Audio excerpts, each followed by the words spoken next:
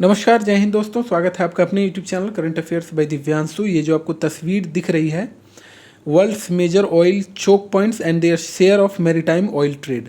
तो विश्व में वो कौन से ऐसे चोक पॉइंट्स हैं जिसको अगर बंद कर दिया जाए तो विश्व में जो तेल की आपूर्ति है, या यूं कहें कि वैश्विक अर्थव्यवस्था है, उस पर कैसे प्रतिकूल प्रभाव पड़ेगा, उन सभी चीज़ों पे हम लोग अभी चर्चा करेंगे डिटेल में। जैसे अभी हॉर्मुज जल संधि काफ़ी चर्चा में है, जिसमें कई तरह की न्यूज़, कई तरह की चीज़ें, कई तरह के रील्स आपके सामने आ रहे होंगे। कहीं दिख रहा होगा कि सिलेंडर लेकर कोई मनुष्य दौड़ रहा है, तो कोई मनुष्य है कि टैंक में 20 लीटर पेट्रोल भरा ले रहा है।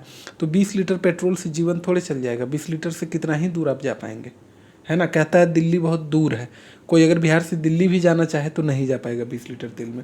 लेकिन क्या हॉर्मुज जल संधि ही केवल ऐसा चोक पॉइंट है, इसके अलावा कोई नहीं है? तो इसमें उसी पे हम लोग डिस्कस करेंगे। देखिए, अगर आपसे बात कर ली जाए तो वैश्विक स्तर पे जो है 100 मिलियन, ठीक है, 100 मिलियन बैरल, एक बैरल में आपको पता ही है 159 लीटर तेल होता है, तो 100 मिलियन बैरल जो है ये दुनिया भर का प्रतिदिन का खपत है तेल का, ठीक है। और इसमें से अगर आप बात कर ली जाए अपने देश भारत की, तो भारत इसमें से जो है 2.5 मिलियन बैरल, ठीक है, 2.5 मिलियन बैरल तेल जो है, कच्चा तेल भारत खरीदता है।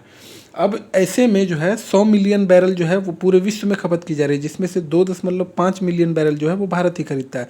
भारत जो है वो तीसरे नंबर पे सबसे बड़ा उपभोक्ता है तेल का, यानी सबसे ज़्यादा खरीदारी जो है वो भारत करता है। ऐसे में स्थान जो है भारत का तीसरा है।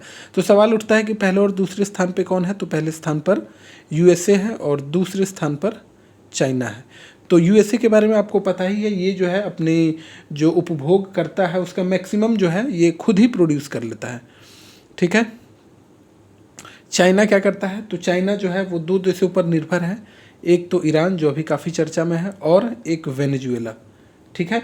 और भारत जो है ये अलग अलग जगहों से, ठीक है, भारत क्या करता है, अलग अलग जगहों से इंपोर्ट करता है ना, इंपोर्ट करता है। तो कौन कौन सी वो जगह हैं, कौन कौन से वो चोक पॉइंट्स हैं, उस पर हम लोग डिस्कस करेंगे। लेकिन वहाँ पर जाने से पहले हम लोग थोड़ा सा डिस्कस कर लेंगे, थोड़ा सा समझ लेंगे कि जल डमरू मध्य, ठीक है, जल डमरू मध्य जो हम लोग पढ़ते हैं, इसके अलावा जल संधि, इसके अलावा नहर, ठीक है, स्वेज नहर भी हम लोग पढ़ते हैं। इन तीनों में थोड़ा सा हम लोग हल्का सा मतलब ऊपर ऊपर जो है अंतर जानने की कोशिश करेंगे, इसमें अंतर है क्या। तो सबसे पहले अगर जल संधि की आपसे बात कर ली जाए तो यह जो है वो प्राकृतिक होता है, ठीक है, नेचुरल होता है, ठीक है, ये नेचुरल होता है। और दो बड़े जल निकायों को, जैसे कि दो समुद्र कह सकते हैं, या मतलब महासागर, ठीक है, महासागर, दो मतलब जल निकायों को ये आपस में जोड़ता है, ठीक है। और ये जो है सबसे इंपॉर्टेंट चीज़ यहाँ पर याद रखिएगा कि ये प्रकृति द्वारा निर्मित होता है, ये नेचुरल होता है। और इसकी अगर विशेषता पूछी जाए तो यह पूरी तरह से प्राकृतिक है। सबसे इंपॉर्टेंट पॉइंट यही आपको याद रखना है। जैसे उदाहरण के लिए आप पाक स्टेट को अपना देख सकते हैं, ठीक है, पाक स्टेट को देख सकते हैं, तो यह है जल संधि। इसके अलावा जो है अगर बात कर ली जाए जल डमरू मध्य की, तो अक्सर जो है जल डमरू मध्य को भी स्ट्रेट ही बोला जाता है। लेकिन ये क्या है, दो बड़े जलीय भाग के बीच में जो है एक पतला रास्ता होता है, ठीक है, जो दो जलीय जो भाग होते हैं उसके बीच में एक पतला रास्ता होता है। और भौगोलिक दृष्टि से अगर देखा जाए तो जल डमरू मध्य जो है वो वास्तव में ज़मीन की एक पतली मतलब संकरी पट्टी होती है, ठीक है, संकरी पट्टी होती है जो बड़े भूभागों को जोड़ती है, दो बड़े भूभागों को जोड़ती है, या यूं कहें कि दो जल निकायों को अलग करती है। जैसे कि अगर स्टेट के संबंध में पूछ लिया जाए तो दो जल क्षेत्रों के बीच में संकुचित मार्ग है ये, ठीक है। अभी आगे हम लोग पढ़ेंगे इसके बारे में, जल डमरू मध्य अभी आगे आएगा। उदाहरण के लिए आप जल डमरू मध्य का उदाहरण ले सकते हैं जिब्राल्टर, ठीक है, जिब्राल्टर को आप इसका उदाहरण ले सकते हैं, जो अटलांटिक महासागर को भूमध्य सागर से जोड़ता है। चलिए अब नहर के बारे में थोड़ा सा हम लोग समझते हैं। नहर क्या है? तो नहर जो है ये मानव निर्मित है, सबसे इंपॉर्टेंट पॉइंट। जैसे यहाँ हम लोग सबसे इंपॉर्टेंट देख रहे थे नेचुरल, ये जो है मानव निर्मित है, ठीक है, आर्टिफिशियल तरीके से बनाया गया है। इसके अलावा क्या है, तो इसे जो है मानव अपनी सुविधा के लिए बनाता है, जैसे व्यापार, परिवहन, सिंचाई, इन सारी उद्देश्यों से बनाया जाता है। और इसकी विशेषता, सबसे बड़ी विशेषता यही है कि आर्टिफिशियल है, मानव निर्मित है, और इसमें जल के प्रवाह को जो है वो नियंत्रित करने के लिए लॉक सिस्टम का प्रयोग किया जाता है। उदाहरण के लिए स्वेज नहर आप ले सकते हैं, है ना, स्वेज नहर जो लाल सागर को भूमध्य सागर से जोड़ती है, जिससे जहाज़ों को अफ्रीका का पूरा चक्कर नहीं काटना पड़ता है। ठीक है,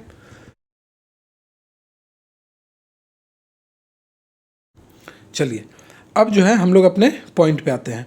तो वर्ल्ड के जो चोक पॉइंट्स हैं उसमें हम लोग थोड़ा सा डिस्कस करेंगे। सबसे पहले आपको दिख रहा है state of Malacca between Malaysia, Indonesia and Singapore. उसके बाद क्या है, state of Hormuz between Iran and Oman.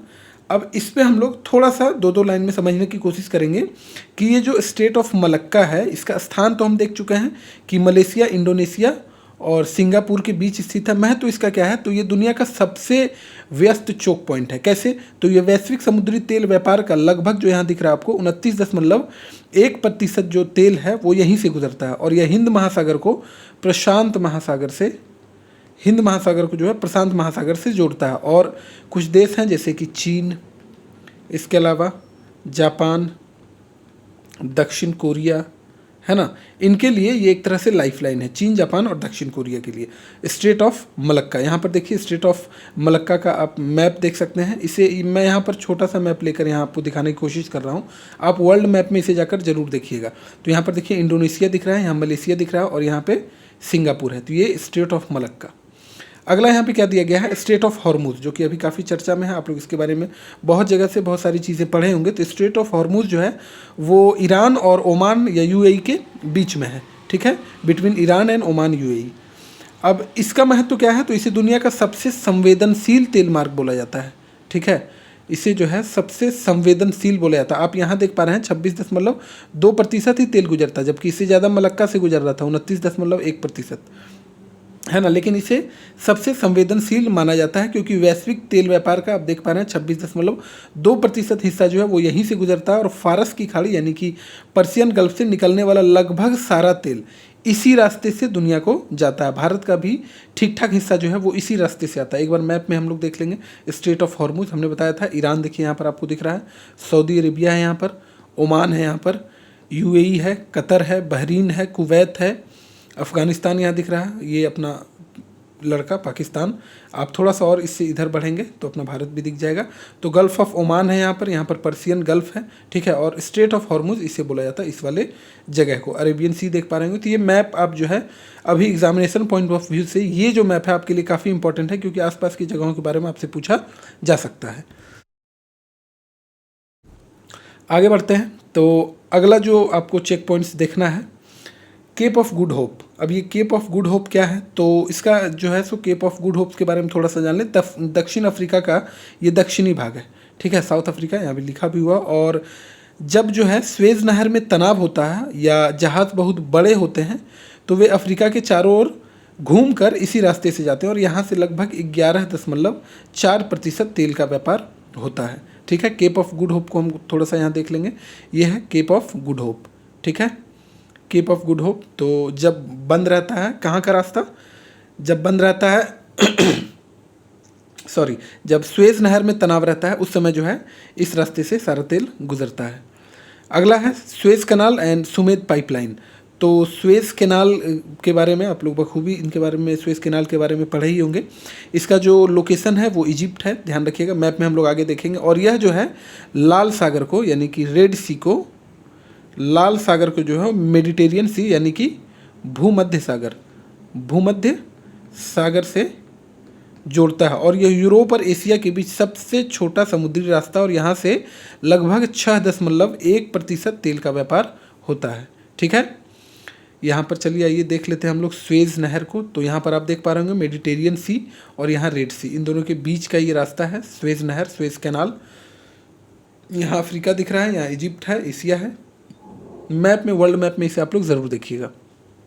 अगले चौक पॉइंट्स के बारे में देखें तो डेनिस स्ट्रेट के बारे में हमें पढ़ना है। मतलब डेनिस स्ट्रेट के बारे में यहाँ पर बताया गया है, जो कि डेनमार्क के पास है।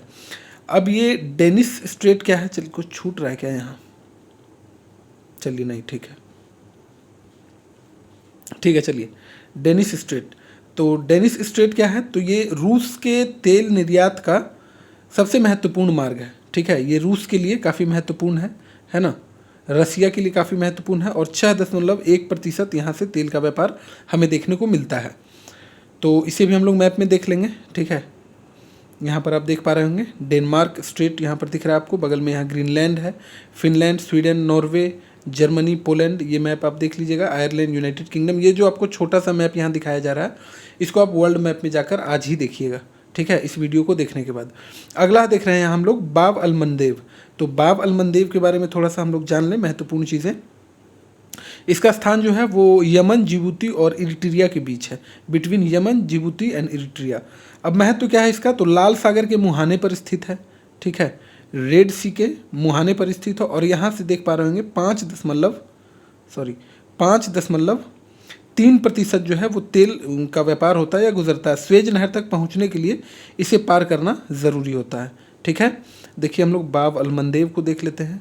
देखिए बाब अल मंदेब है, एक तरफ आपको रेड सी दिख रहा है, एक तरफ आपको गल्फ ऑफ एदन दिख रहा है, ठीक है। आसपास के देश पर आप लोग नज़र रखिएगा, यमन है, सऊदी अरेबिया है, यहाँ पर इरिट्रिया दिख रहा है, इथोपिया है, सोमालिया लैंड है, अरेबियन सी यहाँ पर दिख रहा है, ओमान है, ठीक है। चलिए अगला जो स्लाइड है, यहाँ पर आपको दिख रहा है टर्किश स्ट्रेट, ठीक है, टर्किश।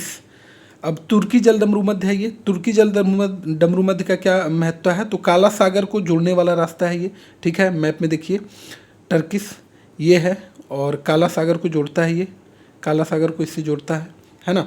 अब यहाँ से कितना तेल गुजरता है, तो यहीं पे दिया गया है 4.6%, यानी 3.7 मिलियन बैरल, ठीक है, मिलियन बैरल। तो 4.6% यहाँ से गुजरता है टर्किश स्ट्रेट से। अब बारी आती है पनामा नहर की। पनामा नहर जो है वो अटलांटिक और प्रशांत महासागर को जोड़ती है, और यहाँ से आप देख पा रहे हैं कि 2.9% तेल का व्यापार होता है। पनामा नहर को आप लोग मैप में ज़रूर देखिए, देखिए कितना, मतलब यहाँ पर आप देखिए अटलांटिक ओशियन है और यहाँ पर पैसिफिक ओशियन है, और ये जो रास्ता दिख रहा है ये पनामा नहर का रास्ता है, ठीक है। अब यहाँ से कुछ क्वेश्चन भी इससे पूछ लिए जाते हैं आसपास के जगहों के बारे में, या फिर कहाँ से, मतलब क्या चीज़, कौन सा नहर कहाँ पे है, किन दो जगह, जैसे पनामा नहर किसको किसको जोड़ता है, तो अटलांटिक ओशियन और पैसिफिक ओशियन को जोड़ता है। तो इस तरह के क्वेश्चन के लिए आप लोग तैयार रहिएगा। और ये छोटा सा वीडियो था, इसी तरह का 10 मिनट शो बहुत जल्द आपके लिए लेकर उपस्थित होने वाला हूँ बिहार स्पेशल के तहत। 10 मिनट का 8 से 9 मिनट या मैक्सिमम 10 मिनट का वो होने वाला है। कैसा लगा ये वीडियो कमेंट बॉक्स में हमें ज़रूर बताइएगा। मिलते हैं आपसे नेक्स्ट वीडियो में, तब तक के लिए थैंक यू वेरी मच।